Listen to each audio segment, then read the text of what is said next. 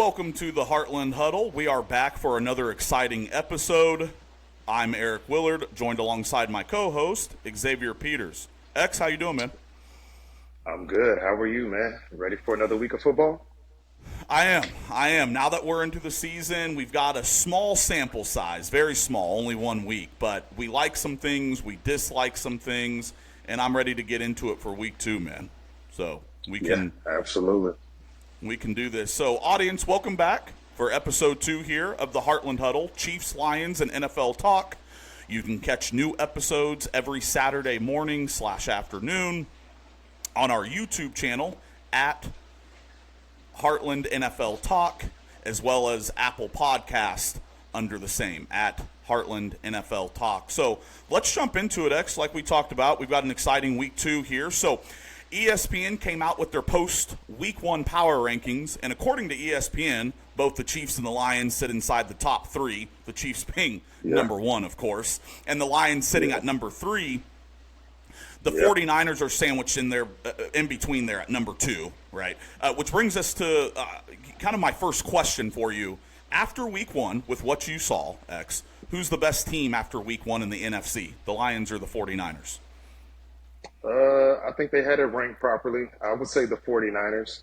Watching that game, they look more complete, and watching the first game with the Lions, Jared Goff had some struggles, like he was rusty or something, you know what I mean? Yeah. First, game time action or whatever. He didn't look himself, wasn't getting the ball to his receivers properly. But, I mean, he had some good moments in the game, but generally he's better than that. So, I would go with 49ers. They got him ranked properly, yeah.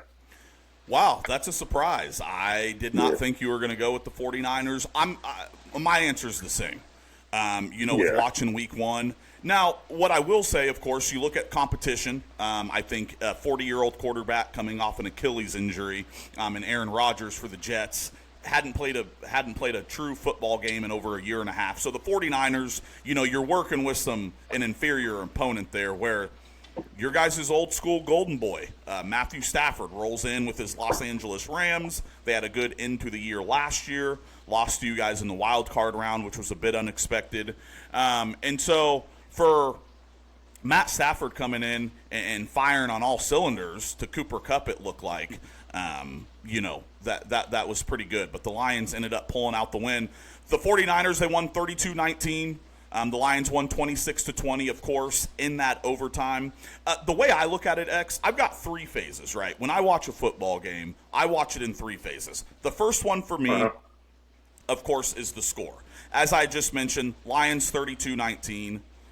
Lions 26-20, 49ers won 32-19. But we know score doesn't indicate everything, right? So then I go to my second phase. I go to the eye test, right? And I watched the 49ers offense and defensive line absolutely dominate the Jets offense and defensive lines, right? They got after Aaron Rodgers, to the tune of 2 turnovers, 1 sack, and 4 quarterback hits. And then flipping it to the Lions side, I saw the Lions struggle mightily, particularly in that second half. The secondary got beat like a drum all night, X. There were some roller coasters. And I know they're young. I know you're getting ready to go into it. But they got beat like a drum all second half, and it was routinely a roller coaster feeling. And then the other thing I noticed, right, had some okay moments in the secondary, though. Terrion Arnold, the rookie, he had 8 tackles. That was encouraging. He had some letdowns. But for his first game, Garden Puka Nakua, Cooper Kupp, and some of those guys, and Matthew Stafford slinging it, one of the top 6-7 quarterbacks in the NFL, I thought they held up well. Yeah, and to add to that, first of all, with Matthew Stafford, that's typical Matthew Stafford. He plays his best game when he's down or when he's under pressure. He was labeled the comeback kid when he was in Detroit. He had so many comeback wins. I mean, being down 2 or 3 scores. And another thing, I still give the Detroit Lions secondary more credit because although he did all of that passing, he was ripping the ball, he was shredding the defense, but the Detroit Lions defense still won that battle because they only held them to 20 points. And they got an interception in the red zone with Kirby Joseph. And he only had one passing touchdown out of what 300 plus passing yards. I mean, Yeah. to me, and I'm pretty sure in his mind as a quarterback that wasn't good enough. He should have had more. You know what I mean? So ultimately, I still give the Detroit Lions defense the credit because they held him to 20 points out of 80 plays. You know what Yeah. I'm saying? That's pretty good. Although it may look bad, but when you look at the end result, the defense still did a good job because they only held them to 20 points. So, yeah, absolutely. That's how I look at it. Yeah, I mean, and at the end of the day, like we always talk about, a win's a win. All you have to do is have one more point more than the other team for it to qualify as a win. Now, the third phase, right? So we have the score, which doesn't tell us everything. Then you've got the eye test, what we see. And then I think to back up what we saw with the eye test, I think you have to go to the numbers, right? And so that's my third phase when I watch a football game or really any sporting event. So just a little bit of the numbers, particularly in the second half, Xavier. The Rams' second half drives. Right, the Rams, they come out of halftime, they go touchdown to Cooper Kupp, that cut that lead to 17-10, right out of halftime. By the way, Cooper Kupp went 14 catches, 110 yards, one tutty.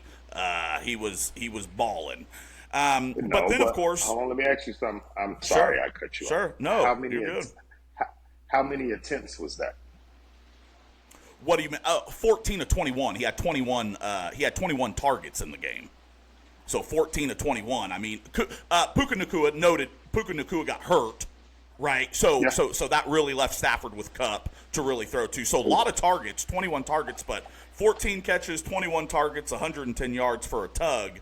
That's an incredible game. But so then, of course, the Lions get the ball. I believe they went 3 and out there, or had some sort of turnover. They went 3 and out. So then the Rams get the ball back. The second drive, they kick a field goal. Boom. Now the score is 17-13, right? And then, of course, you had another touchdown to Cooper Kupp that gave the Rams a 20-17 lead in that fourth quarter. That's coming off of that Jared Goff fourth quarter interception that, of course, we'll talk about in just a moment here. So you come out of halftime, you think the Lions maybe make some adjustments, right? They're, in different things, they're up 10-3 or whatever it was. You come out, and all the Rams do in the second half is go touchdown, field goal, touchdown, and then that last drive of regulation, they failed on that third down. It goes into overtime. And then, of course, the Lions win it in overtime. Lions defense gave up a total of 400 total yards.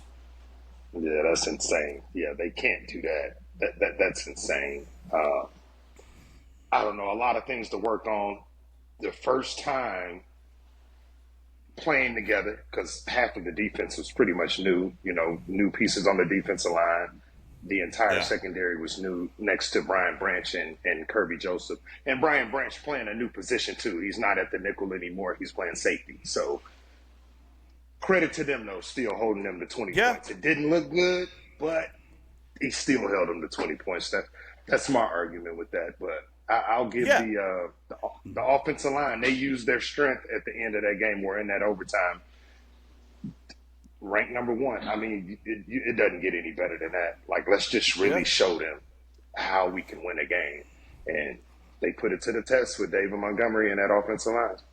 So. Yeah, they did. And I'm glad you brought that up because I wanted to flip the script and go to the other side, the Lions' second half drives, of course. By the way, Jared Goff was 18 for 28, 217 yards with a touchdown and 1 interception with a 38 QBR. Not an inspiring performance for week 1. However, he gets the job done. And, speaking of that overtime, flipping the script here, the Lions' second half drive. You come out of halftime, you go 3 and out. Then you have the big 52-yard touchdown drive to Jamison Williams, the big throw and catch. Jamison Williams streaks to the end zone. Good to see him perform. That's something we talked about last episode, was he was needing to make the leap in that going into year 3 as that second Detroit wide receiver behind Amon-Ra St. Brown. And then after that, so you go 3 and out, you go 52-yard touchdown to Jamison Williams, you go punt, then interception late in the fourth quarter, and then a field goal to tie the game and to go into overtime. So 3 and out, touchdown, punt, interception. So my next question to you, X, is Can Jared Goff compete with top-notch quarterbacks in crucial games and moments? I think so because he's done it before. Uh, yeah, I'll keep it plain and simple. I think so. He's made it this far in his career. That says a lot about him. He has been to a Super Bowl before. He's come to Detroit in 3 years off of a rebuilt team. Sure. And took him to an NFC championship. So, and that was solely based off of the offense. We know the defense had little to nothing to do with that. So, yeah, most definitely, I think he can. Yeah, to answer the question. My answer is no. And yeah, I like Jared Goff. I want to preface. I know it is. It's no, because I want to preface this with saying I like Jared Goff. I think he's a very, very good quarterback. I think he's somebody who had success under Sean McVay in that Rams offense back in 2018, took the Rams to the Super Bowl, lost, of course, to Brady and the Patriots in that Super Bowl, famously only scored 3 points against that Belichick defense. He's had way more success in this last 3 years than he did with Sean McVay in that 1 year. Like that doesn't. Yeah, but he showed you that in this offense, which is his offense, he and Ben Johnson's offense, he can't lose in that offense, and he hasn't lost in that offense. So he has lost in that offense. He lost a 24-7 lead in the NFC Championship game, Xavier. I know, but that wasn't all his fault. That wasn't all his fault. I know. He did everything right in that game, so it wasn't all his fault. So don't just say because that doesn't make any sense here. No, it does. The question was, let's go back to the question. Can Jared Goff compete with top-notch quarterbacks in crucial games and moments? No, and here's why. If the Detroit Lions make it to the Super Bowl this year, or any year, who are they going to play as an AFC quarterback? At the minimum, Jared Goff is facing Patrick Mahomes, my guy, our guy, the show's guy, the GOAT. Second, he's probably going to face a Burrow, a Josh Allen, a C.J. Stroud, or a Lamar Jackson. Does Jared Goff inspire you to beat any one of those guys out of the AFC? Yes, and he's beat Patrick Mahomes before. Let's start there. See, he's been in a shootout with Patrick Mahomes before. Has he not? He has. Monday Night Football, Rams, Chiefs. All right. That was it. That was late in that. I know. 17-18. And what happened last season? Crucial moment. The key there is crucial moments in games, X. NFC Championship games, moment. Super Bowls, he scored 3 points against Tom Brady and the Patriots. NFC Championship game, the Lions lose. He was playing against the Bill Belichick defense. But that's the thing. He could stop anybody. It doesn't matter. Patrick Mahomes is playing against great defenses. Patrick Mahomes is doing these certain types of things in big, crucial moments. And matter of fact, Patrick Mahomes is a way better quarterback. You just asked me, can he hang with him? And I said, yeah. And his contract says that he can. But what's the goal, Xavier? Paid him $50+ million a year to say that he can't, because he's done it. Stop with the quarterback contract money. Trevor Lawrence got $275. Tua Tagovailoa got $275 million. He didn't deserve that money either. But what I'm saying, the money's irrelevant. The money's irrelevant. It's getting paid to guys that are irrelevant, that aren't playing that well anyway. So the money talk is irrelevant for me, whether Goff deserves that or not. That's a completely different discussion. Speaking of that last drive, right? Big game, crucial moment, week 1. It's in Ford Field. It's in downtown Detroit, right? That last drive, glad you brought that up. Detroit's final drive in overtime. David Montgomery won the game. Let's just make sure. And that offensive line. That's what you do, though, Eric. He had 5 carries for 45. Regardless of who the quarterback is, you still go with your strength. Your strength in game, and it's the offensive line in the run game. But what if a team's taking that away? And you put it on Jared Goff's back? He's proven that he's not going to get it done. Xavier, yes, he has. You know what? He's done it before. But he hasn't, though. He's had one playoff run. Yes, he has. He did it against Tampa Bay in the regular season last year, where he threw for 317 You're talking about regular season. Touchdowns. You're talking about the regular season, X. The question is, can he compete in crucial games and moments? A meaningless Week 13 game is not a crucial game or moment. This is the NFL. Every game counts in the NFL, and you know that. True, Every game counts in the NFL. But you know what I mean. You know what I mean when I say crucial games and moments. Moments that you win or you go home. Yes, he can. He hasn't proven already 3 or 4 times. I know you answered it, and you're wrong. On top of that, he will. David Montgomery, 5 carries, 45 yards, and a winning touchdown run on that last drive. Okay. Like I said, at minimum, Jared Goff is facing one. He got beat by Brock Purdy. Is Brock Purdy a better quarterback than Jared Goff? Yes or no? No, but... Okay, and couldn't even hang with them. Couldn't even hang with them in an NFC Championship game. Because he didn't make the crucial decisions of that game. He didn't make the crucial decisions of that game. We had a fumble by Jahmyr Gibbs, and he made the throws that he was supposed to make. He didn't. Josh Reynolds had 2 drops. We know. We reviewed this. Jared Goff missed 2 big-time third-quarter throws.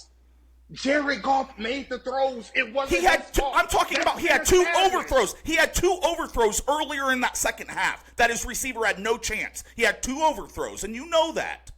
All I'm saying, to bring it back here. That's crazy to me, man. Listen. He made the throws that he was supposed to. Amon-Ra St. Brown dropped the pass, which he doesn't normally do, and Josh Reynolds dropped 2 of them. I know. Those are 3 crucial catches. I know. Earlier in the second half, Jared Goff had 2 overthrows where his receivers didn't have a chance. That's what I'm talking about. He doesn't make every throw. On top, doesn't matter. It does matter because you lost. It does matter. Made the throws. Well, it didn't turn into wins. You know what, Alex? You know what Jared Goff is? Jared Goff is Alex Smith for the Kansas City Chiefs 8 years ago. You're going to routinely win 12 games, Xavier. You're routinely going to go to the divisional round, maybe an NFC championship game with them. And guess what you're going to do in those moments? Guess what he's going to do in those moments? He's going to lose. Chiefs fans, we love Alex Smith. It won't be his fault. We love Alex Smith. I loved Alex Smith. I thought Alex Smith was a great regular season and wild card round quarterback. Alex Smith was not the guy to get us over the hump and win Super Bowls. A guy like Patrick Mahomes is. Jared Goff, very good. Great regular season. You're going to go 12-5 every year. You're going to get a 1 or a 2 seed. Great. But when push comes to shove and he faces the Purdys and the Staffords and he faces quarterbacks, like your Patrick Mahomes, your Joe Burrows, he's going to lose. And I think you need to prepare yourself for that. The money conversation's another talk. And by the way, I don't think the Lions should have paid Jared Goff, but that's me. You're probably the only person that don't think so. The guy comes to a rebuilt team and take him to an NFC championship in 3 years, which you said they were a year early, but he proved to you that he wasn't. They didn't have a choice but to pay him. Who were they going to go to if they didn't pay him? Who were they going to go to? I'm saying he still had a year left on his deal. He could have played out this last year on his deal. It don't matter, but who were they going to go to after that? And then insert Hendon Hooker on a rookie. Yeah, insert Hendon Hooker. Well, if the Lions are so good, it shouldn't matter. If the Lions are so good, it shouldn't matter. They have all the weapons. Amon-Ra, J-Mo, Penei Sewell, the best offensive line in the NFL, David Montgomery, Jahmyr Gibbs, on the back end, Aiden Hutchinson, Terry and Arnold. We talk about all these guys, and you shouldn't have to pay Goff or have a bridge quarterback. No team wants to start from scratch at quarterback. Why do you think Dak Prescott just got paid? I understand that. Even though he can't get you over the hump, I still have to pay him because I don't want to start from scratch. Sure, and that's fair. We talked about that. You don't want to be in the quarterback abyss, just like the Dallas Cowboys, Dak getting a new deal. I understand that. Jared Goff. I'm not disrespecting quarterback. He's a great quarterback. I said that. He's a great regular season quarterback who's not going to win a Super Bowl for it. He won't be the difference in a Super Bowl win. Just like he wasn't the difference against the New England Patriots and the Super Bowl where he scored 3 points. Who are you going to blame that on? I do know that. He's proven it. And what's happened the last 2 meetings with his old team? What happened to the last 2 meetings? Did he come out on top or not? Good wins. Yes, he did. Exactly. So what else? What's the next question, Eric? Let's move on. Because you talking about my quarterback is not happening right now. Oh my gosh, that's fine. See, and what we can do is we can flip the coin to the other side and go to the Kansas City Chiefs, and we don't even have to have an argument. Honestly, listeners, listen to Eric Willard here real quick. This show might be a boring on one half week to week. We know what the Kansas City Chiefs are. Even if we do have a bad game, even Patrick Mahomes only completes 50% of his passes or throws for 3 interceptions. It doesn't matter, Xavier. That's the difference because we have won 3 Super Bowls in the last 5 years. We've been to 4 out of 6, and we are the reigning back-to-back 2-time defending Super Bowl champions. See how it's not a question with me and my guy and our team, but with your team and Jared Goff, we have questions. that we have to ask. I owe our audience honesty and integrity when it comes to this podcast, and that's what I aim to do, educate and enlighten. Flipping the coin, last Thursday, the Kansas City Chiefs, of course, play the Baltimore Ravens. I, famously, which will be true, predicted 17-0. The Chiefs are off to a good start, 1-0 against the Ravens. What did you like? What did you see? Well, what I like was the Chiefs are the Chiefs. At the end of the day, who cares? I don't. Good team, good quarterback, great head coach, got all of that. What I didn't like was Lamar Jackson. He did the exact same thing that he did in the AFC Championship game last season. Well, that wasn't even the AFC Championship game. He did the exact same thing that he did in that playoff game last year against the Chiefs. He's all hyped up. He gets excited. He comes down to the game, and he just loses all confidence. Now, all of a sudden, he's not a top-tier quarterback in the league anymore when it comes to Patrick Mahomes. It's like, you know what? I'm going to just, even though he's on top, I'm not going to compete with him to try to get that top position. Like, he just loses everything. You know what I'm saying? And I don't know. It's stupid as hell to me. Like, bro, what are you doing? Like, yeah. And I think it's an organizational thing. And I love Lamar Jackson. It could that's be, your guy. But he just, the way he loses it, because he doesn't do that against any other quarterback. It's only Patrick Mahomes that he does that with. It's like he's look across the field and he see him and he know it's over. So, but no, credit to the Chiefs. They get, I'm not going to say they get better and better. They kind of like leveled off at being the same team, which is great because they continuously win like that. And then they take pieces away and they replace pieces, which is good, especially in the wide receiver room. And I just found out Hollywood Brown is actually going to be out a couple of months, opposed to just being a couple of weeks. So, but they still got a good receiver core. They still got Travis Kelce, Xavier Worthy, and Rasheed Rice. I don't know about the 17-0 thing. It's hard to do that. I don't care if you are Patrick Mahomes. got a lot of comments. Or you've been to 10 Super Bowls in 5 years. Who cares? But you're not going to go 17-0. But, you know, whatever. If you believe that, that's your team, as you should. You give them all the praises in the world. They do deserve it. But 17-0, that's a tough one, brother. Look at the schedule and find me the loss is all I'm saying. However, yes, going to, as I mentioned earlier, Patrick Mahomes, 20 for 28, 281 yards, 1 touchdown, 1 interception. Interception was bad. No excuses there.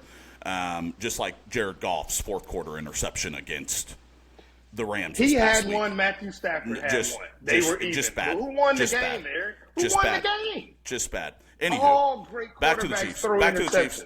Back to the Chiefs. We're fine. Back to the Chiefs. Damn, man. Overall, poor decision. See, you give excuses to your quarterback. I don't give excuses to mine. I didn't give him any excuse. I just said all quarterbacks throw interceptions. No, but what you do say is he made the throws when he made the – he's almost costing his team a game. However, overall poor decision. Was kind of getting hit at the same time. He was making the throw, but all around. And he third receiver. He misses Josh Reynolds. You look at that offense without Josh Reynolds, it looks totally different. I really wish they go ahead and bring up Tim Patrick or Allen Robinson. One of them. I prefer Tim Patrick over Allen Robinson because this would be Allen Robinson's like 10th team he's been on, basically saying that he's not good. He's just the Lions need to have Jahmyr Gibbs on the field with David Montgomery at all times as a third wide receiver. I agree with you on that too. Absolutely, they need to have Jahmyr Gibbs on the field for my fantasy purposes as well. However, bad decision by Patrick Mahomes. Go back to what That's what I'm trying to do. That's what I'm trying to do. Am I loud? Am I loud? Or do you need a moment? Do you need a moment to simmer on your Lions? I can give you a moment. Hang tight with us, audience. Speak amongst yourselves. Okay, we're back. Let's go to the Chiefs. Thank you. 20 for 28, 281, 1 touchdown, 1 interception. Bad throw on the interception. My biggest takeaways was our two big rookies, right? Xavier Worthy. Let's talk about him. 2 catches, 47 yards, and a touchdown. He also had a carry for a 21-yard touchdown as well. So, flashy debut. 2 touchdowns, showed the speed, the straight line speed, showed what he's capable of with the ball in his hands, showed he can run some routes, he can get open with Patrick Mahomes. But what I took away from it was the fact that he's just clearing space. And we sort of talked about that last time, is the fact that Rashee Rice looks like yards after the catch, man. I mean, how many slants and drag routes and flood routes was Rashee have open, catch, run, 15, 20 yards after the catch, just because Worthy and those guys had cleared out so much space underneath for Rashee Rice and Kelsey. Want. Absolutely. That's what you want. You want your guys to be able to get open at least majority of the time, and they do a hell of a job at doing it.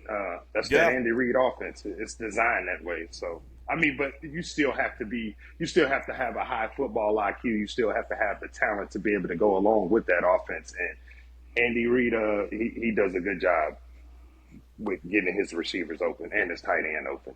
So, I agree with you. Yeah, they look great. Yeah, they absolutely. Look really, really good. And I think just as he gets more and more comfortable, we saw it down the stretch with Rashee Rice last year as they came down the stretch and, continued to find ways to get him the ball. That Rice obviously exploded in the playoffs, was arguably our best pass catcher over the second half of the season last year. And so I think it's going to be the same thing with Xavier Worthy. I think as he continues to grow, he continues to learn the playbook. I mean, he is so explosive. And I wasn't high on him out of the draft. We talked about that. I wanted A.D. Mitchell, his running mate, the other All-American wide receiver out of Texas.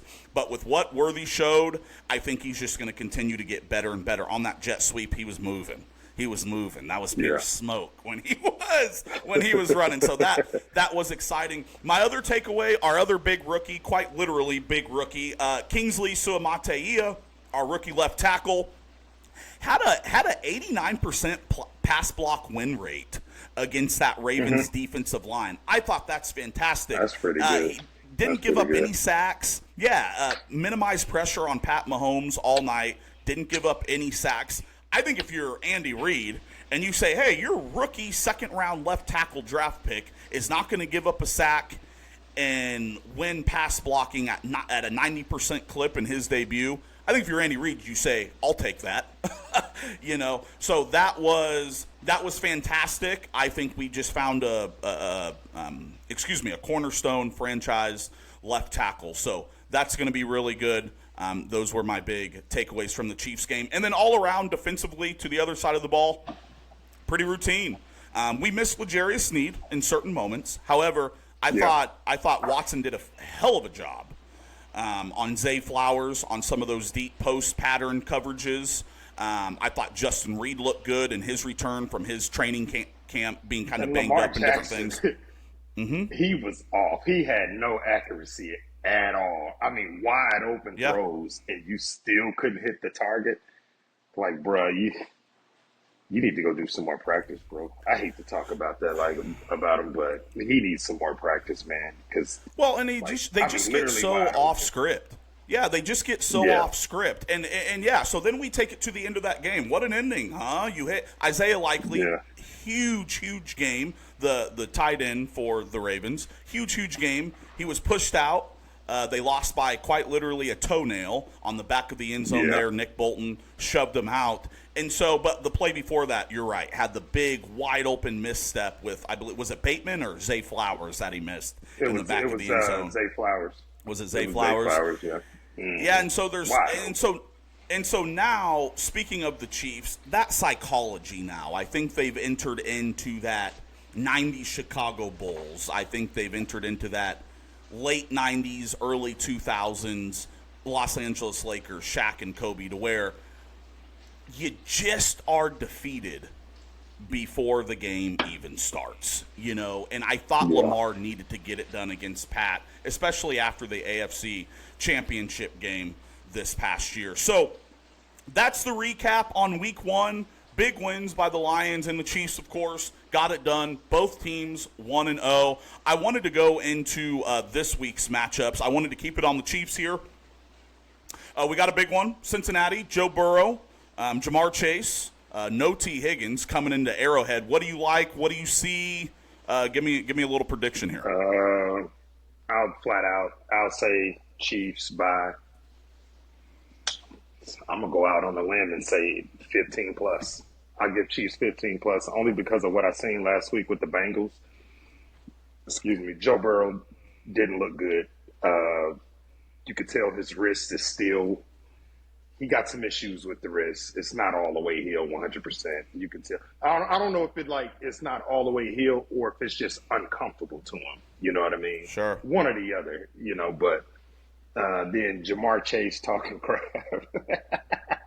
He needs to shut up until they actually start winning. They all do. They all do. I mean? It's ridiculous every week. You keep and what was Jamar Chase saying? We're the team. The Cincinnati Bengals are the team to beat in the AFC. They're gonna get beat at least this week for sure. But then follows that up. And then follows that up by saying, I'm not a rookie in the league anymore. I know better. I'm smarter than that now. And you're still running your mouth. Yeah.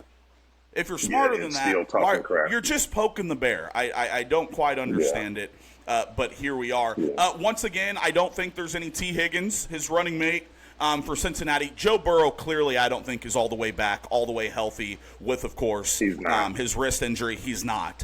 And I think you combine those two games. Their offensive line can get got. That's what I want to see out of the Chiefs this week. The biggest thing I'm looking for is that pass rush. We have Chris Jones, first ballot Hall of Famer. We understand all of that. But I'm looking for George Karlaftis, our young defensive end, to take that next leap. He had a good week this past week, but I need to see some consistency there. Felix on Udike Uzama, Kansas State product. Shout out to Kansas State University, Manhattan, Kansas, the Little Apple. Also St. George here. Shout out. But Felix on Udike Uzama, K-State product. He had a good week this past week. He needs to continue to progress and grow in his role, especially while we're waiting for Charles Omenihu to get back. So I think the Cincinnati's offensive line is vulnerable. I think we can get to Joe Burrow, and obviously if we do that, I think it's going to be a pretty good day for us. Whether it be rushing the quarterback, stopping the run, whatever we need to do. I think we're looking pretty good coming up here. The Detroit Lions flipping it back over there. You guys have the Tampa Bay Buccaneers. What do you like? What are you looking for? What I'm looking for is for the offense. I'm looking for Jared Goff I think he shook the rust off first game. I'm looking for him to look like him again. Look like how you did last season, man, where you was passing the ball all over the field, run game still established. I'm also looking for that secondary to play a little bit more tighter, like the communication to seem like it was off. Let's communicate better. Terrion Arnold, I think he added some things to his game this week because he caught the PIs, and he only caught them because he never looked back for the ball. You got to look back for the ball. And I think he still could have stopped the plays if he'd have just looked back for the ball. I'm looking for him to be better. I'm looking for Carlton Davis to have a good game against Mike Evans. I think that's probably going to be the battle of the week, Carlton Davis against Mike Evans. Old teammate. He knows everything about him. You know what I'm saying? So he knows their offense because he played against it for years being in Tampa Bay. But I'm looking for the Lions they should definitely win this game. I don't think nobody is going to pick against the Lions in this game. We went 2-0 against them, one in the regular season, once in the playoffs. Third time's a charm. I think we'll beat them again. I just think I'm looking forward to DJ Reader. He plays today. I don't know if he's going to be on the snap count. D-lineman. But he played. Your free agent acquisition. Your free agent acquisition from Cincinnati. Yes, sir. From Cincinnati. Yeah. Comes from Cincinnati. Yeah, I'm looking for him to come in and see how he looks, make sure he doesn't have, the injury or the surgery, should I say, because he had surgery 9 months ago. So I'm hope he just come in and be that beast alongside of Lane McNeil and Aiden Hutchinson. I'm looking for that defensive line to be even better this week. So I just want to see the defense just continuously tighten up, and I want to see Jared Goff get Amon-Ra St. Brown the ball today. You know what I'm saying? Because they completely just shut him out last week, which they did a hell of a job of doing that. So I want to see him get his number one receiver the ball. And I want to see consistency with J-Mo. Can he do that again this week against this, defense? That's what I want to see. I want to see consistency. Yeah. Yeah, good. Those are all good points. I mean, consistency in the defense from last week, just growth, right? I think that's the biggest thing with the young secondary, just growth from last week. Like I said, you're coming out against Matthew Stafford. I do give him the benefit of the doubt in that respect. But just growth on the back end there. You're facing Baker Mayfield and, as you had mentioned, Mike Evans. Tampa Bay with a nice defense still. Fun fact here, the Lions are favored by 6.5.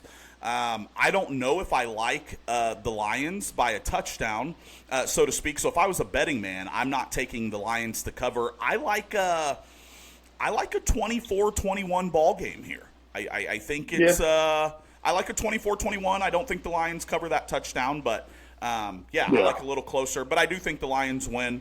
I like them. I like them there. Of course, just real quick, because we had touched on it, but I don't think we had fully expounded, was you had mentioned Hollywood Brown, the Chiefs free agent acquisition here.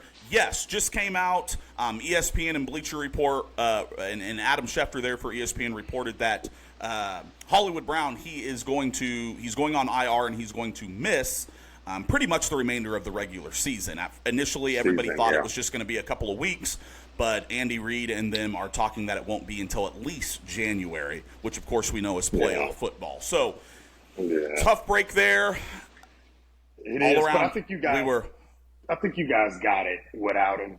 Although it'd be nice to have him, but I think you guys would be okay without him. Yeah. I think you guys would be okay without him. Yeah, just wanted to touch on that. I know most people are familiar with that scenario and situation, but I just want to touch that he's not going to be back in the 3 to 4 weeks. It will be at least January. But going back to the Lions, the other thing on the offensive side of the ball that I'm looking forward to against the Tampa Bay Buccaneers, how about Amon-Ra St. Brown, right? What do he have, 2 or 3 catches? Right, in his season debut. So, and I know that was the Rams' game plan. I know that was their game plan. They were taking him out. They were forcing other guys to beat them. Absolutely. But I do want to see them establish Amon-Ra early. I think Ben Johnson and Jared Goff go to their bread and butter, newly paid man. And then the second part, 5 catches, 45 yards for Sam Laporta, your stud second-year tight end. Have to get him. Talk about not having a third receiver with Josh Reynolds having been traded to Denver. Your third wide receiver, much like Travis Kelce for the Chiefs, Sam Laporta is that third guy. And so I want to see him and Amon-Ra get back to work in the middle of the field. Obviously, you got Jamison Williams on the outside. And then, of course, we know the two-headed monster with Jahmyr Gibbs and David Montgomery. So, consistency, growth from the defense for me. And then, of course, lastly, getting your playmakers involved, getting Amon-Ra the ball, getting Laporta the ball today, and figuring out that third wide receiver spot. I think you guys will be good to go there. Absolutely. Moving right along here, Xavier, it is time for our End Zone Insights segment, brought to you by nobody. We will take anybody. We are not above begging. So, anywho, End Zone Insights, of course, where we go around the NFL and kind of talk about some things that we've seen, because it is, of course, called Heartland Huddle, Chiefs, Lions, and NFL Talk. You can catch us every Saturday, of course, on our YouTube channel at Heartland NFL Talk, and, of course, on Apple Podcast by the same handle as well. And so my first End Zone Insights subject I wanted to ask, what's going on with Deshaun Watson? And do you think he deserves to continue to be a starting quarterback in the NFL? Man, that's a tough question. Your guy, by the way, do I need to remind the audience of last week's episode? Okay. No, that's fine. Yeah, he is my guy. I don't know. I just have a heart for him because he's been through the ringer. Although he did it to himself, I still just feel for him because you got to do that in front of millions and millions of people, and you still have to keep your head up and try to walk in confidence. But he looked terrible week 1. They made the Cowboys defense look better than Cleveland's defense, which we know statistically that's not true, but they did. And he looked, I don't know. I don't know. I'll rate him after week 3. I want to see if that was just a rusty game or what. I don't know what it was, but he didn't look good because you do have these off the field issues. Yeah, you go do ahead. have these off the field issues. At least you can do is be a superstar on the field in a great way, and he's not doing that. So, yeah, I don't know what to say about the guy, man. I wish him the best. Do I think he's gonna lose his football career? I don't know. I'm 50-50 with that. Only time will tell.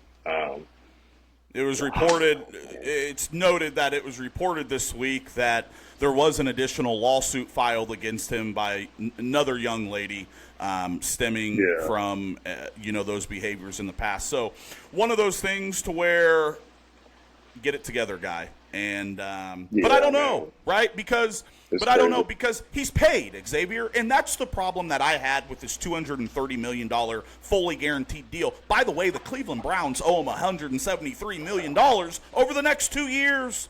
And so now you're on the hook for something that should have never been given in the first place. And he's over that's here. That's the owner's fault. Absolutely, and he's over here in a post-game press conference talking about, I'm just going to continue to be me, this, that, and the third, blah, blah, blah, blah, blah. Well, what you being you isn't working, both on the field, off the field, however you want to spin it, right? And he's paid, so why does he care? And we continue to reward somebody and talk about somebody like he's ever going to be restored back to his 2019 self. Forget that. He was 24 for 45, 169 yards with a touchdown and 2 interceptions, and just looked terrible. And I'm done with him. I'm done watching him. I can't stand next to him. I can't stand by him. I'm over it, and I'm over Deshaun Watson. And speaking on the football side of things, like I said, we've seen it now. We've seen it. He got hurt last year, but the first half of last year, he was horrendous. The last half of the year before, he was absolutely horrendous after he had come back off of his suspension. So we've got about a season of games. They haven't been continuous since he's come back from his suspension, but we've got about a season of games as our sample size, and he's been horrible for all of it. Anybody who thinks that he's going to go back to his 2019 MVP type of season self in Houston is just delusional. He's a bad quarterback. He's a bad individual off the field, and that would be probably the last time we talk about Deshaun Watson here on the Heartland Huddle. I just wanted to touch upon him because you were riding last week for him. You was, Deshaun Watson, my guy. Yeah, you made a little trade in fantasy to get him as your backup quarterback. You doubled down. Yeah. Terrible. Yeah, I did. It's all good. It's all good. It happens. You're not right about everything, you know. You want to be, but hey. Yeah, you especially gotta walk not in those Jared shoes. Goff. I don't, I think the only good thing with Deshaun is even if his NFL career is done, he's still going to be rich as shit. That he's still gonna live a good life outside of this. Well, you know what I mean? Yeah, so that's the only good thing I think he'll get out of it. But yeah. Yeah. So moving right along here. Secondly, in our end zone insights here, I just wanted to ask X. I wanted to take a moment because the other thing we saw this past week was that scary concussion Tua Tagovailoa suffered. His fourth concussion in the last 5 years. That's also including his last year at Alabama. He had suffered a gruesome hip and pelvis injury and also suffered a concussion on that play. So 4 concussions in the last 5 years. He had another bad one on Thursday night. He, of course, hit the ground. He dove forward for the first down. His head hit the thigh or the leg of Damar Hamlin, the safety for the Buffalo Bills. And then, of course, when he hit the ground, the back of his head hit the ground again, and he did the fencing pose. His hands locked up. He was quite visibly knocked out. And so, X, I really want to give you the floor here. You're a father, X, and it's something you and I talk about all the time. You have 4 beautiful, beautiful children, one of them being your son. And I just want to get your opinion from a father's perspective. If you saw your son go through the same thing, 4 concussions in the last 5 years, 2 years ago we saw 3 of them, all of them worse than the one previously. Just speak to you as a father and your son. What would you be encouraging your kids to do at this point? Let it go.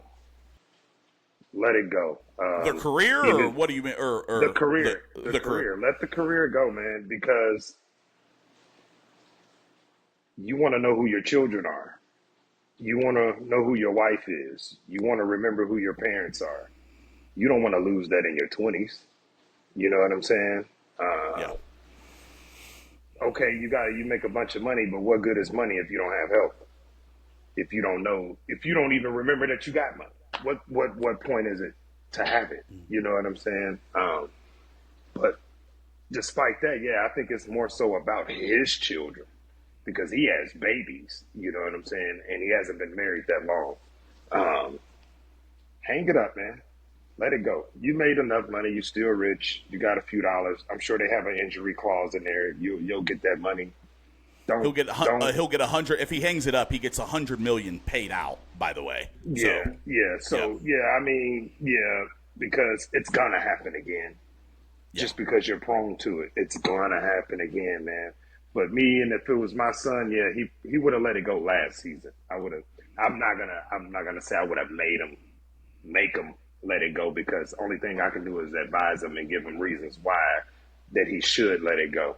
You know, and I'm sure his family's doing the same thing. Like, hey, man, we want you to know who we are at the age of 30. You know what I'm saying? And we want you to know who your kids are. We don't want you to, you know, because even though that happened to him now, it's going to have effects on him later on down the line in the future. It's going to always have effects on him because it's just gotten that bad. And they say the more you get those, the worse it is for you over time. So I think he'll hang it up. I think sometime soon, within the coming weeks, he'll come out and decide to hang it up, which nobody will be mad about it. Nobody will hate him for it. It'll just be the right thing to do. But that's what I believe, man. I think you should just let it go. It's just football. You know what I mean? You could still be a part of it. You know what I mean? Just he shouldn't play it, though. That's just me. I don't think he should play it. So, yeah. No, great perspective. Great perspective there. You know, like I said, you have 4 beautiful children yourself, so you have, you know, some insight there. As a man who would like to have children at some point in my future, it's always nice for me to absorb things like that. It's always nice for me to kind of listen to a guy who goes through it, has been through it.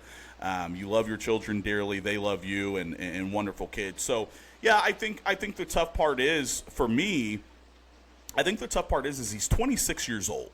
And I think when you start weighing that out, I mean, Xavier, you have a wonderful career. If somebody told you at the age of 26 you have to give up the thing you love because your body just can't handle it, I'm not saying that you shouldn't give it up.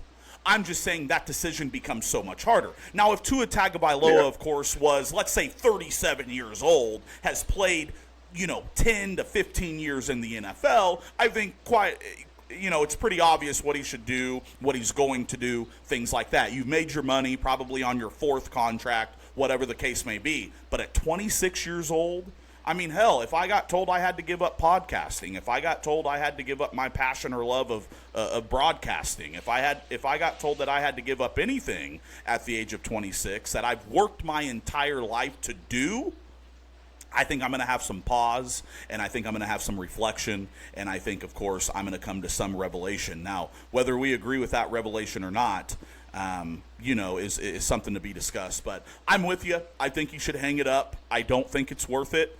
He does have children. I believe he has a daughter or a son. I think he has a daughter. And so, yeah, you start thinking about those things, and then considering, like you said, the injury clause, where I think it's $93 million or $100 million he's going to get paid out as like an insurance, right, over the remaining amount of his life, or however long you're set, you're good, your family's taken care of, and different things like that. So, good discussion there. Like I said, I just wanted to get your perspective as you're a wonderful dad, and I know those things you think about. So, other than that, man, I think we've got. Obviously, the Lions being 2-0 after this week. What's your score prediction on the Lions? What do you like this week? Score prediction, I'm going to go 31-17. 31-17, so you don't have the Lions. Oh, you do have the Lions covering. That's way more than a touchdown. Yeah, so I have them covering. Kind of a blowout there. I think it's going to be it's going to be a +10 situation. Yeah. The Lions are going to come out and show out today. I mean, come out, show out. Period. I believe, is that back in Detroit? Is that a home game for the Lions? I believe it's in Detroit. Back-to-back home games, in Detroit, They're going to come out and they're going to show out, Absolutely. I like them. Like I said, I see a 24-21 ball game. 28. I'll go 28-24 Lions. I think the Lions get them by 4. I especially like that they're at home this week. I think Ben Johnson, the offensive coordinator, gets Laporta and especially Amon-Ra St. Brown involved early. Chiefs are favored by 6.5 as well. I like the Chiefs by more than a touchdown. I think we continue to grow. I think last week was rusty. It was the home opener. I think you come off a banner night. Defense had some stuff. Offense had some stuff. But now that you know what you're working with, Juju Smith-Schuster's back in the system. Another week back in the system as well. Makes that signing even more important now that we have the news on Hollywood. But I like the Chiefs at a 31. I like Chiefs 31-21 this week. I think that'll be a good. Yeah, I like the Chiefs out of 31-21, right. And making sure we get to 2-0 on the year. So, other than that, man, exciting week 2 on deck here. Of course, listeners, just to kind of wrap this up, you can catch us every Saturday on our YouTube channel. You can type in the @ symbol at Heartland NFL Talk. You can catch us on Apple Podcast. We will be publishing our episodes every Saturday, so you can get up with us on your Saturday mornings, catch all of your predictions for the Chiefs and the Lions and the rest of the NFL. We thank you for tuning in. X, anything else? Nope. Thank you all. I appreciate everybody who's checking us out and continue to check us out. And absolutely. Yeah. Absolutely. And lastly, one last thing. Make sure you guys are liking and subscribing. Make sure you guys are also leaving comments on the YouTube channel as well. It helps us to engage with you. You can post questions you guys would like us to discuss. You can, post any sort of content ideas, things like that. We want to grow this. We want to make it better. It's a fun endeavor for Xavier and I, but we want to engage with you guys too. So we appreciate the support off of our week 1 episode, and we appreciate you guys with the engagement. So like, subscribe, catch us on YouTube at Heartland NFL Talk and Apple Podcasts as well. I think that's it. We out. Absolutely. We out. Have a good one.